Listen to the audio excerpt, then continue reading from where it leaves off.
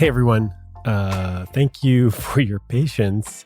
I took a couple of months off there. I didn't let anybody know. Didn't actually know that I was going to take a couple of months off, but I did hit the road for like 6 weeks. And I think it's unreasonable of me to expect that I could continue recording the podcast while on the road, which leads me to what we're going to talk about today.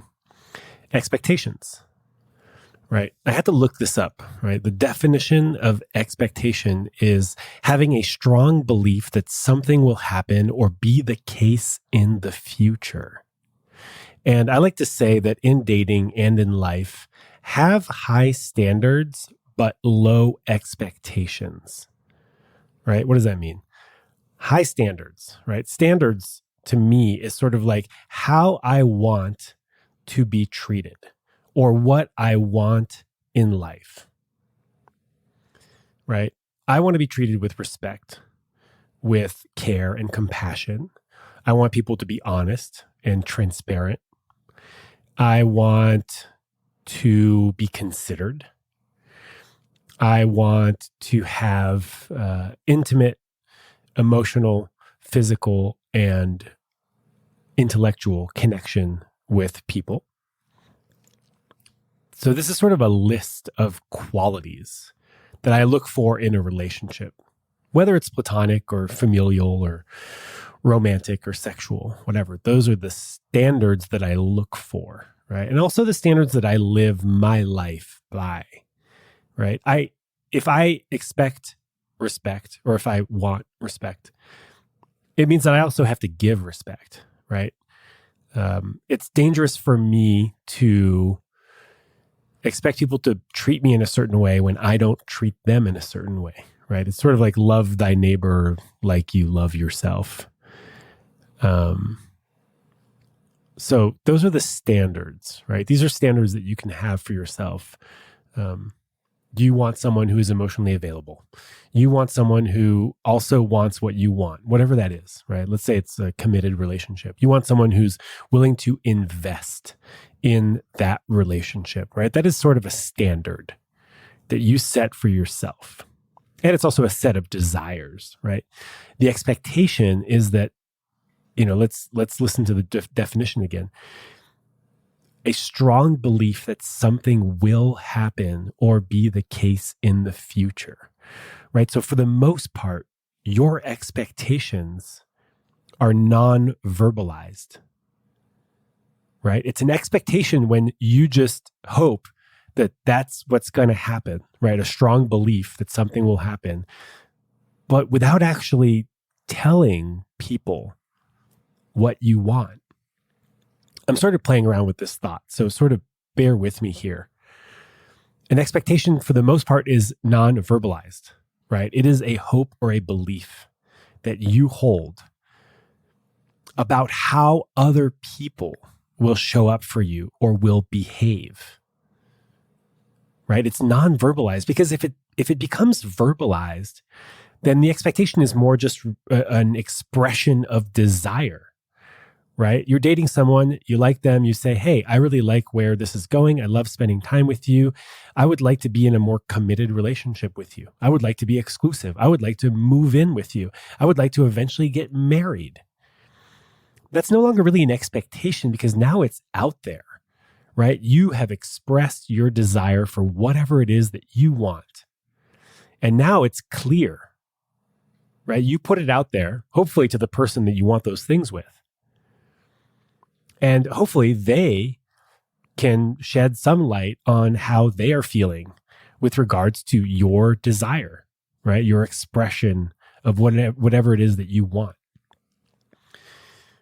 Hopefully they want what you want, right? And then you can sort of agree that that's what you're doing. And some people might say, Sean, you're like taking all of the romance out of it, And I just don't believe that that's true. I think that relationships require communication. They require regular check-ins. They require risk, right? The risk of you expressing what you want and them not wanting that, which I think is better than you hoping that they want what you want and then eventually not ever getting that anyways. I would much rather know if someone doesn't want to have kids with me than wait around hoping that they do and eventually finding out that they don't, right? Because my expectation was that they would. So in the context of dating, right? I've said this before. Have high standards, but low expectations, right? Have high standards about what you want, how you want to be treated, what you're looking for. You don't have to settle. And we'll talk about settling a little bit later, right? But have high standards, be clear about what those standards are, but lower your expectations, right? The higher your standards, the less likely many people will be able or willing to meet those standards. And that's okay, right? If you have a lot of standards or desires around how you want your relationship to be, just know that the pool of available people that can meet those standards will be lower. Not zero, not impossible, just lower, right? So that's what I mean by lowered expectations.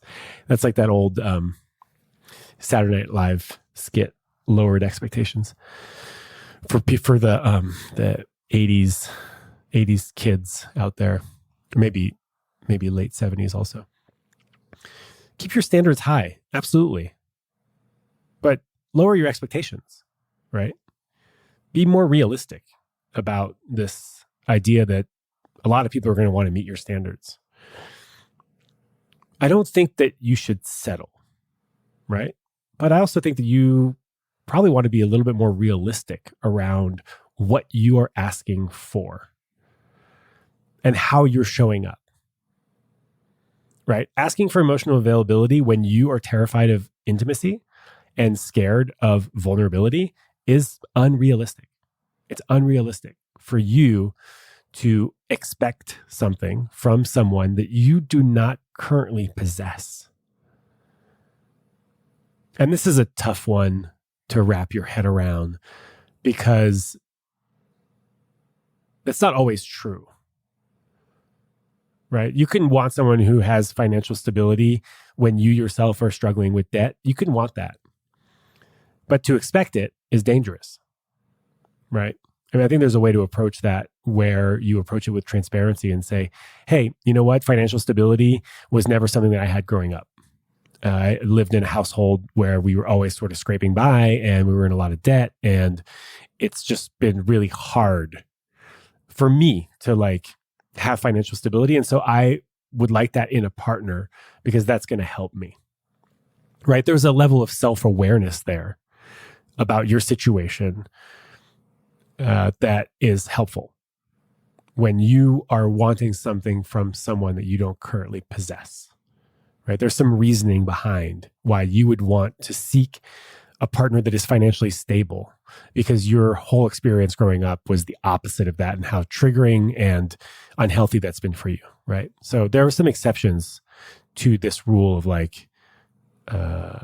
expecting people to have certain qualities that you yourself do not possess.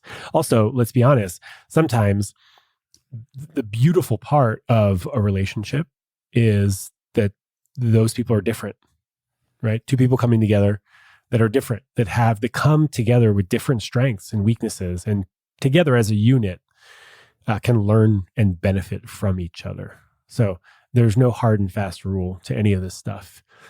But if you are walking around with this list of qualities that you seek, it's worth exploring how restrictive is this list? And is this list perhaps a defense mechanism from letting people get close to you? Right? I've talked about this in the past in the context of what I was looking for. I was looking for a rock climber. Right. Okay. Well, that just narrows it down significantly to people who rock climb. And at some point, I realized that it wasn't actually the rock climbing that was important. It was someone having a sense of adventure and that likes to camp. Right. So I was able to transform a restrictive quality that I was looking for in a partner rock climber, to something that's a lot more open and broad, someone with a sense of adventure and who likes to camp, right? There's more people who like to camp than that rock climb. Pretty sure about that. So it's worth exploring your list of standards and qualities and characteristics that you hope and wish for in a partner to see, are they so restrictive that you are essentially pricing yourself out of having a relationship? And again, look, I wish I could give you like the 1, 2, 3 if this is how it's going to work.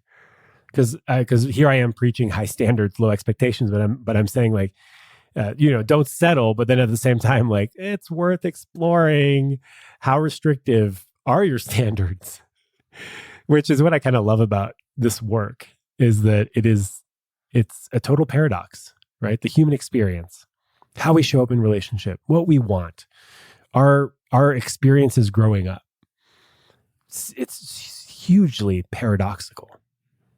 Hugely, right? You can both really want to get healthier and still find yourself ordering like more pizza than you are comfortable eating, right? It's just full of, that's not even a great example, but I'm not going to delete it. I'm just going to keep going.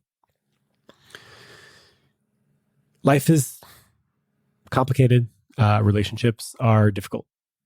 If you're in an easy one, hats off. I'm so happy for you. I have had moments of ease in a lot of my relationships. And some relationships are just going to be easier with some people, right? Some people are going to be easier to be in a relationship with. And that's neither here nor there. That's just me after having had a cup of coffee, now sort of finding myself at the sort of 12-minute babble mark. So I'm going to stop. And I'm going to invite you to explore your relationship to expectation. And it's funny, I was dating this woman like years ago, and I was telling her that I had no expectations. And then I was talking to my therapist about that. And my therapist said, oh, having no expectations is an expectation, right? The expectation is that there are no expectations. So I'm just going to leave you with that, as if this conversation wasn't confusing enough as it is. The invitation is to explore your relationship to expectation, to your standards, to what you're looking for, to paradox. Can you sit with the discomfort of all of this?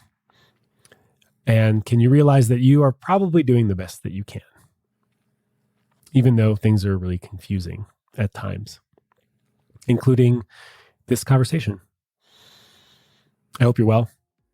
My name is Sean Galanos. This has been a very short, medium length episode of The Love Drive. Have a beautiful week.